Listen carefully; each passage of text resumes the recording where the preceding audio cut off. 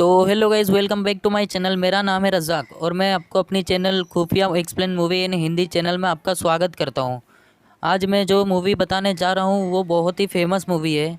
इसे बच्चे बूढ़े सब लोग देखने के लिए तरसते हैं। ये मूवी हाल ही में रिलीज़ हुई थी, तो टाइम वेस्ट ना करते हुए सीधा मूवी की ओर बढ़ते हैं। तो चलिए। कर्नल के मरने के बाद पृथ्वीवासी आत्मसमर्पण कर देते हैं। जय और पिंडोरावासी सभी को पृथ्वी पर भेज देते हैं, लेकिन कुछ लोग रुक जाते हैं जो शुरू से पिंडोरावासी के लिए वफादार थे। उनका साथ एक बच्चा भी रुक जाता है क्योंकि वो इतना छोटा था, वो स्पेस ट्रैवल नहीं कर सकता था। इसका नाम स्पाइडर है और वो कर्नल का ही बेटा होता है। इधर जैक को कबीले का सरदार बना दिया जाता है। उसके 3 बच्चे हैं, बड़ा नितिन, दूसरा लोवा और लड़की टुक। साथ ही डॉक्टर केवी की भी बेटी होती है।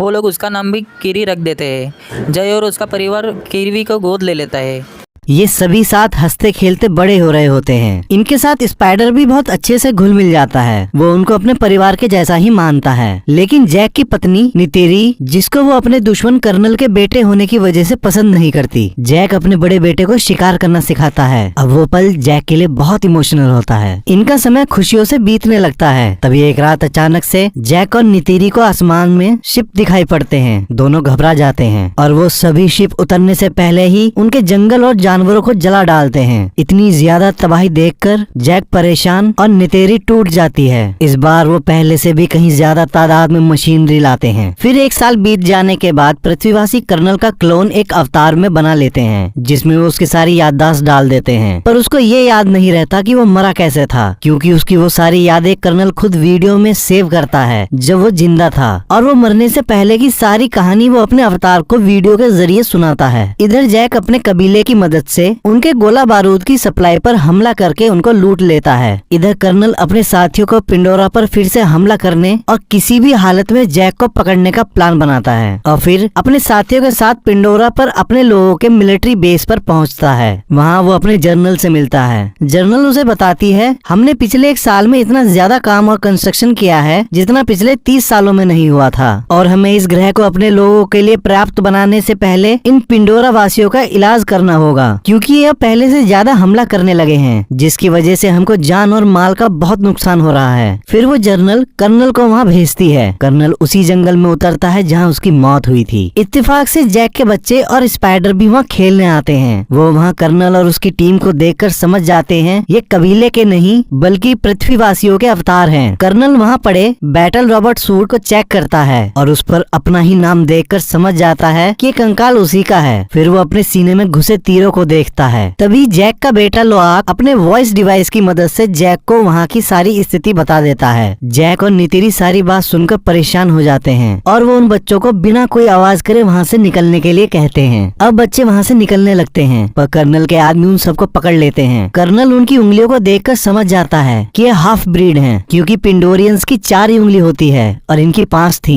कर्नल लोआक को देखकर पहचान लेता है कि ये जैक का ही बेटा है, लेकिन स्पाइडर कर्नल को देखकर अजीब सा महसूस करता है। अब कर्नल लोआक से उसके पिता के बारे में पूछता है, पर वो उसको कुछ नहीं बताता। तो कर्नल जैसे ही कीरी को मारने जाता है तो स्पाइडर भड़क जाता है। कर्नल उससे उसका नाम पूछता है। वो अपना नाम बताता है तो कर्नल को पता चलता है कि स्पाइडर उसी का बेटा है। वो उससे पूछता है, उन्होंने तो सबको पृथ्वी पर वापस भेज दिया था, तो तुम क्यों नहीं गए? तो स्पाइडर बताता है, मैं बच्चा था और इतने छोटे बच्चे स्पेस ट्रेवल नहीं कर सकते थे, इसलिए। फिर कर्नल जर्नल को अपनी लोकेशन बताता है। जर्नल उससे 10 मिनट में वहाँ पहुँचने को बोलती है। इतने कर्नल अपनी आखिरी समय का रिकॉर्डेड वीडियो देखता है जो उसे अपने बैटल रॉबर्ट सूट की मेमोरी में मिला था। अब उसको पता चलता है कि वो आखिर कैसे मरा था। अब कर्नल जनरल के आने का इंतजार करता है, पर उससे पहले ही जैक और नितेरी वहाँ आ जाती है और फिर उनकी कर्नल और उसकी टीम के साथ लड़ाई होती है, जिसमें वो अपने बच्चों को बचा लेते हैं। पर एक धमाके के प्रेशर से स्पाइडर बेहोश हो जाता है। कर्नल उसको उठाकर अपने साथ ले जाता है। कीरी रोते हुए जैक से कहती है कि वो स्पाइडर को ले गए हैं। जैक उसको गले लगाकर उसकी हिम्मत बांधता है। इधर जनरल स्पाइडर को टॉर्चर करके उन सभी का पता पूछती है, पर स्पाइडर उसको कुछ नहीं बताता। कर्नल को ये सब अच्छा नहीं लगता कि वो उसको इतना ज्यादा टॉर्चर कर रही है, तो अचानक से उस टॉर्चर को रोक देता है। उस टॉर्चर की वजह से स्पाइडर की नाक से खून निकल आता है। अब कर्नल जनरल से कहता है कि ये मुझे जानता है, मैं अपने तरीके से इससे बात उगलवा सकता हूँ। तो जनरल उससे कहती है, ये तुम्हारा बेटा नहीं है, और कहकर वहाँ से चली जाती है। पिंडोरा पर जैक अपनी पत्नी से कहता है कि अब हमको ये जगह छोड़नी पड़ेगी क्योंकि स्पाइडर कर्नल के पास है और वो उससे सब उगलवा लेंगे। नीतिरी वहाँ से जाने से मना करती है तो जैक उसे समझाता है कि वो सिर्फ मेरे और तुम्हारे लिए ही यहाँ आए हैं और अगर हम यहाँ रुके तो सारे कबीले को खत्म कर देंगे। इस बात को समझती हुई वो रोती हुई जैक के गले लग जाती है और चलने के लिए मान जाती है। इधर कर्नल स्पाइडर से बात करने आता है। वो स्पाइडर को अपना लॉकेट देता है। स्पाइडर उसे देखते ही तुरंत फेंक देता है। असल में वो अपने पिता से नफरत करता है क्योंकि वो जानता है कि उसके पिता ने लोगों पर बहुत अत्याचार करे और बेगुनाहों को जान से मारा है। कर्नल स्पाइडर से कहता है, मैं चाहता हूँ तुम बस मेरे साथ चलो, इससे तुम यहाँ बंधे नहीं रहोगे और मैं तुम पर किसी बात का दबाव भी नहीं दूंगा। अगली सुबह जैक अपना पद त्याग करके अपने परिवार को लेकर वहाँ से चला जाता है और बहुत दिनों तक एक लंबा सफर तय करने के बाद मेटकानिया लीफ आइलैंड पहुँचता है। उस आइलैंड पे रहने वाले कबीलों का रहन सहन उन लोगों से बिल्कुल उलट होता है। वो कबीला आसमान की जगह पानी के अंदर का शिकारी होता है। उस कबीले के लोग जैक और उसके परिवार का मजाक उड़ाते हैं क्योंकि उन सब के मुकाबले जैक और उसके परिवार की पूंछ बेहद पतली होती है, हाथ भी पतले होते हैं और उन सब के सामने वो बहुत कमजोर दिखाई पड़ते हैं। तभी उस कबीले का सरदार अपनी पत्नी के साथ वहाँ आता है और वो जैक से पूछता है, तुम यहाँ क्यों आए हो? जैक कहता है, हम यहाँ आपके कबीले में शामिल होने आए हैं। तो सरदार उससे कहता है कि तुम जंगली वासी हो और हम पानी के, तुम्हारी कोई भी कुशलता यहाँ काम नहीं आएगी। जैक कहता है, हम जल्दी सीख लेंगे। तभी सरदार की पत्नी बोलती है, ये हमारे जैसे पानी में तेज नहीं तैर सकते और कीरी और बच्चों का हाथ देखकर कहती है, ये कोई सच्ची पैदाइश नहीं है, इनके शरीर में शैतान का खून है। तो जैक उसको अपना हाथ दिखाता है और कहता है, मेरे भी वैसे ही हैं और माँ एवा ने मुझे जीवन दान दिया है, उन्होंने ही मुझको कबूल किया है और अब मैं तुम में से एक हूँ। तभी नीतिरी बताती है, तुम सब जानते हो कि मेरे पति ने अपने दम पर पृथ्वीवासियों को हराकर हमारे कबीले को बचाया है। तो सरदार की पत्नी कहती है, और तुम अब खुद को छुपाते फिर रहे हो। जैक दोनों को शांत कराता है तो सरदार जैक से कहता है, मैं तुम्हारी लड़ाई यहाँ तक नहीं लाना चाहता। तो जैक कहता है, मैं यहाँ लड़ाई नहीं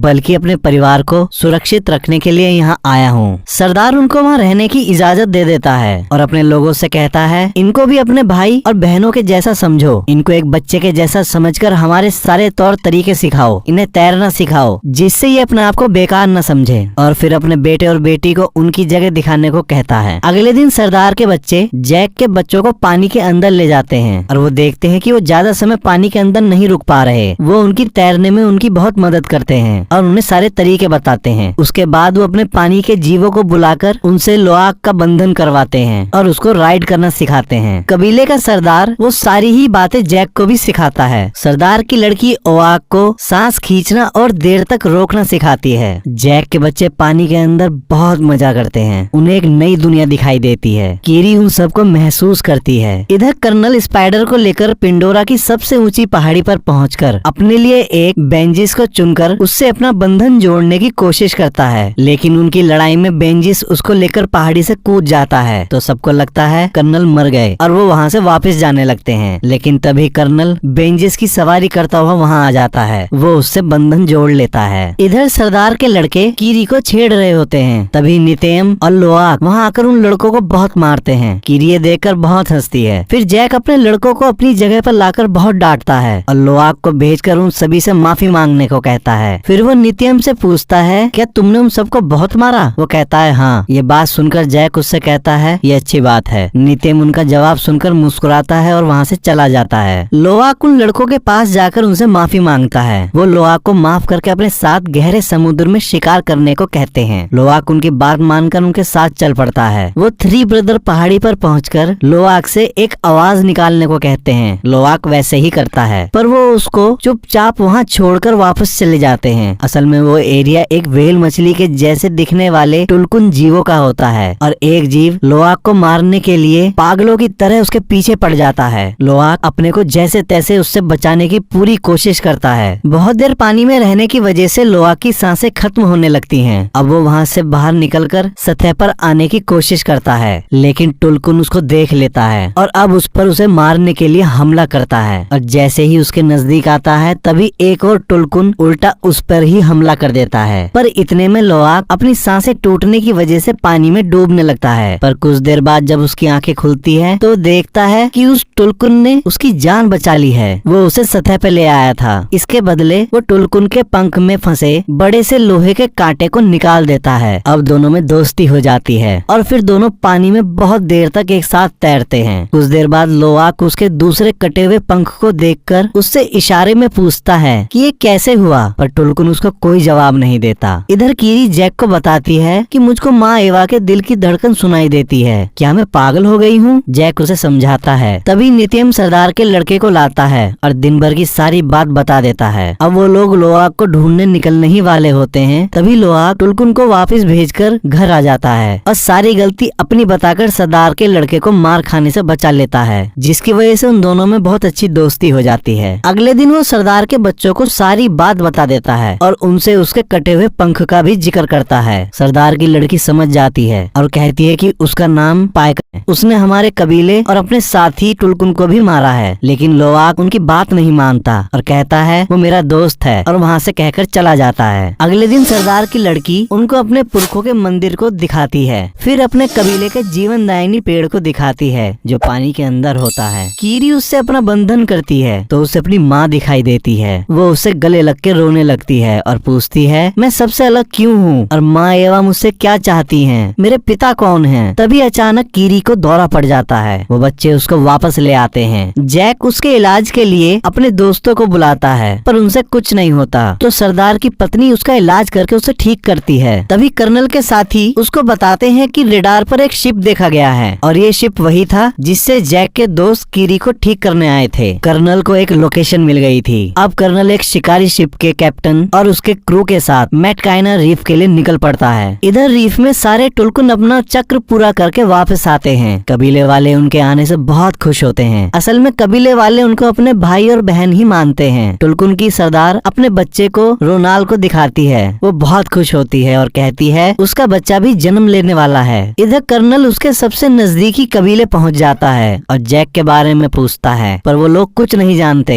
तो वो कुछ नहीं बता पाते। वो गुस्से में उनके घरों को जला देता है और वहाँ से दूसरे कबीले के लिए निकल जाता है। जैक को सरदार पड़ोसी कबीले की जानकारी देता है और कहता है वो तुमको ढूंढ रहे हैं। नितेरी जैक से कहती है हम कब तक भागते रहेंगे, हमको अगर चैन की सांस लेनी है तो हमें उसे मारना पड़ेगा। इतनी मेहनत करने के बाद भी कर्नल को कुछ पता नहीं चलता तो अपना प्लान बदल देता है और जो उस शिप का कप्तान चाहता था कि वो टुलकुन का शिकार करे वो उसे इजाजत दे देता है। अब लोआक पायकन के पास पहुंचता है और उससे कहता है मैं तुम पर भरोसा करता हूँ, तुम भी मुझ पर भरोसा करो और तुम्हारे साथ क्या हुआ था वो मुझे बताओ। और उसको ऐसा करते हुए उसके साथी देख लेते हैं। पायकन अपना मुंह खोलता है। लोआक अंदर जाकर अपना बंधन जोड़ता है जिससे उसको सब पता चल जाता है कि उसने सिर्फ अपने साथियों और कबीले वालों को बचाने की कोशिश करी थी। उसमें उसकी कोई गलती नहीं थी और उसने किसी को नहीं मारा। अब उस कबीले के सरदार को पता चलता है कि लोआक पायकन के पास गया था, जिसकी वजह से वो उसको डांट लगाता है और बताता है टुलकुन पहले खूनी दरिंदे हुआ करते थे और बहुत ज्यादा मार काट करने के बाद उन्होंने दरिंदगी त्याग दी और शांति को ही अपने जीवन का मूल आधार बनाया। पर पायकन ने उनके नियम तोड़कर वापस दरिंदगी दिखाई तो उसको बरादरी से बेदखल कर दिया। लोआक उसको सच बताने लगता है पर जैक उसको बोलने नहीं देता। इधर कर्नल की टीम टुलकुन की सरदार पर ही ट्रैकर लगा देती है क्योंकि वो अपने बच्चे की वजह से तेज नहीं तैर सकती थी। अब वो सारे शिकारी, अब वो कैप्टन बड़ी बेरहमी के साथ उसको घेर कर मार देता है और अपने शिप पर लाकर उसके दिमाग में ड्रिल करके पीले कलर का सारा तरल निकाल लेता है और वो बताता है कि ये तरल सबसे कीमती है और इतने से तरल की कीमत 660 करोड़ रुपए है और इसी के पैसों की वजह से ही कर्नल तुम अपना काम कर पा रहे हो। इधर कबीले वाले टुलकुन की लाश के पास पहुंचते हैं। सरदार की पत्नी उसको देखकर बहुत रोती है और बताती है कि मेरी आत्म बहन थी और इसने न जाने कितनी साइकिल पूरी करने के बाद अपने बच्चे को पाया था और वो वापस आकर लड़ाई का ऐलान करती है। लेकिन जैक उनको समझाता है कि अगर तुम उनसे लड़े तो वो तुम्हारा सब कुछ खत्म कर देंगे, उनको भी जिनको तुम प्यार करते हो। और उन्हें ट्रैकर को दिखाकर कहता है हमको टुलकुन की जिंदगी बचानी है तो ऐसा कुछ भी उन पर दिखाई दे तो मुझको बताओ, मैं इन ट्रैकर्स को बंद कर सकता हूँ जिसकी वजह से उनकी जान बच सकती है। और ये बात सभी टुलकुन तक पहुँचाने को कहता है। सब मान जाते हैं। फिर जैक चुपके से नितेरी को बताता है कि वो टुलकुन का नहीं बल्कि हमारा शिकार करना चाहते हैं। अब लोआक पायकन के पास उसको सावधान करने के लिए निकल पड़ता है क्योंकि वो जानता था कि उसे कोई नहीं बताएगा। लेकिन सारे बच्चे उसे रोकने की कोशिश करते हैं पर वो वहाँ से निकल जाता है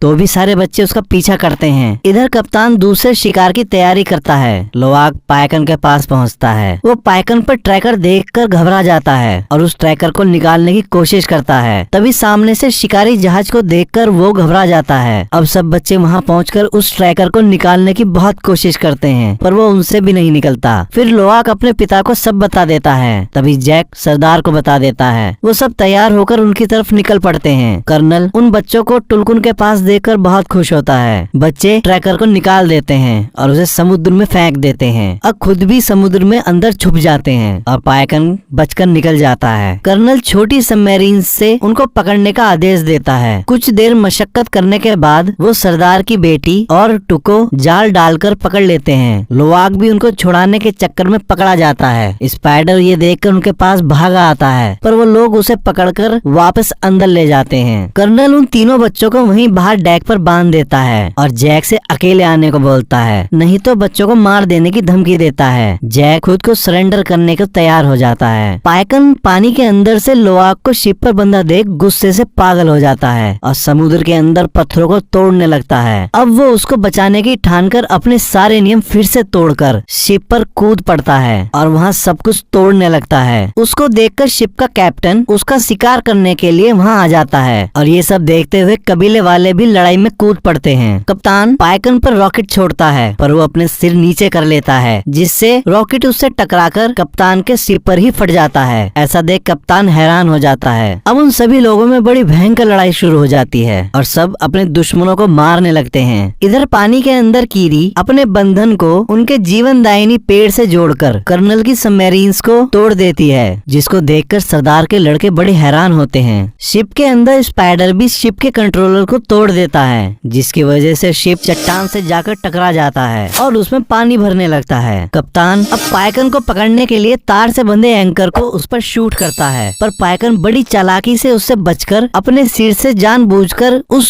तार को बांधकर पूरी ताकत लगाकर उस बोट को खींचने लगता है। कप्तान बड़ी मुश्किल से उससे पीछे छुड़वाता है, पर फिर से उस पर हमला करने की तैयारी करता है। तभी पाइकन उसकी बोट के ऊपर से कूदकर उस तार से कैप्टन के हाथ को ही बांध देता है और एक झटका देकर उसका हाथ ही अलग कर देता है, जैसे कप्तान ने कभी उसका पंख काटा था। कप्तान के मरते ही उसका क्रू लड़ाई रोक देता है और वहाँ से जाने लगता है। अब कीरी जैसे ही सतह पर आती है, कर्नल उसे पकड़कर शिप के डेक पर ले आता है और उसको वहीं बांध देता है। टुक उसको देख लेती है तो सरदार की लड़की के साथ उसे बचाने शिप पर वापस चली जाती है, लेकिन वो टुक को भी पकड़ लेते हैं। शिप के दूसरी तरफ कर्नल नेतियम को भागते हुए गोली मार देता है। बच्चे बड़ी मुश्किल से उसे टापू पर ले आते हैं, पर वो बच नहीं पाता। नितेरी उसको मरा देख पागलों के जैसे चीखने लगती है और बहुत रोती है। तभी कर्नल जैक के वॉइस डिवाइस पर बात करता हुआ उसे बताता है कि उसकी छोटी बेटी उसके पास है। तो जैक नितेरी को संभलने को बोलता है और कहता है, हमें अपनी बेटी को बचाना है। नितेरी अपना धनुष उठाकर अपने बेंजिस पर बैठकर शिप की तरफ उड़ जाती है। जैक वहाँ शिप पर चुपचाप पहुंचकर धमाका कर देता है, जिससे वहाँ आग लग जाती है। नितेरी वहाँ पहुंचकर बहुतों को मार डालती है। उसका रौद्र रूप देखकर स्पाइडर भी डर के मारे छुप जाता है। इधर जैक चुपके से टुक को छुड़ा लेता है, पर कर्नल कीरी के गले पर चाकू रखकर उसके सामने आता है और कहता है, तुम नहीं चाहोगे कि आज तुम्हारी एक औलाद और मर जाए। कर्नल उससे हथियार रखवा देता है। स्पाइडर कर्नल को ऐसा करने से रोकता है, पर वो नहीं मानता। तभी नितेरी स्पाइडर के गले पर चाकू लगाकर कीरी को छोड़ने को बोलती है, पर कर्नल उसको ऐसा दिखाता है जैसे उस पर इस बात का कोई फर्क ही नहीं पड़ा। तभी नितेरी कर्नल से कहती है, लड़के के बदले लड़का, और स्पाइडर की छाती पर चाकू मार देती है। कर्नल तुरंत कीरी को छोड़ देता है। अब वो सब वापस जाने लगते हैं, पर कर्नल कहता है, मैं अभी भी नहीं रुकूंगा और वापस आऊंगा और तुम अपने पूरे परिवार के साथ सारी जिंदगी डर में जियोगे। इतना सुनते ही जैक उस पर हमला कर देता है। इधर पानी के अंदर नितेरी और उसके बच्चों को आग घेर लेती है, तो वापस शिप पर चढ़कर उसके दूसरी तरफ से निकलने की कोशिश करती है। तभी पानी का बहाव टूक को शिप के अंदर ले जाता है। नितेरी उसके पीछे कूद जाती है। शिप डूबने लगता है और पलट जाता है। स्पाइडर और कीरी ऊपर आ जाते हैं। इधर पानी के अंदर जैक लड़ते लड़ते कर्नल का गला घोटकर उसे बेहोश कर देता है। उसको लगता है कि कर्नल मर गया, लेकिन खुद भी पानी में सांसें टूटने की वजह से डूबने लगता है। तभी लोआक जैक को बड़ी मुश्किलों से एक चैम्बर में लेके आता है, जिससे जैक को सांस आ जाती है। इधर टुक और नितेरी भी एक जगह आके फंस जाते हैं और जहाज पूरी तरह अंधेरे में डूब जाता है। फिर कीरी वहाँ रोशनी देने वाली अनेक मछलियों को बुला लेती है और वो उनको पूरे जहाज में भेज देती है। वो टुक और नितेरी को बाहर निकाल लेती है इधर लोआक पाइकन की मदद से जैक को भी बाहर निकाल लेता है। अब पाइकन उन सबको अपने पंख पर बैठाकर टापू पर छोड़ देता है। स्पाइडर भी कर्नल को बाहर निकाल लेता है। वो जिंदा होता है। वहाँ उसका बेंजिस आ जाता है। कर्नल स्पाइडर को साथ चलने के लिए बोलता है, पर स्पाइडर उसे वहाँ चिढ़ाकर वापस जैक और उसके परिवार के पास आ जाता है। तो कर्नल अपने बेंजिस पर बैठकर वहाँ से उड़ जाता है। अब सब कबीले वाले नित्यम को आखिरी विदाई देते हैं। उस समय जैक को वो पल याद आता है जब उसने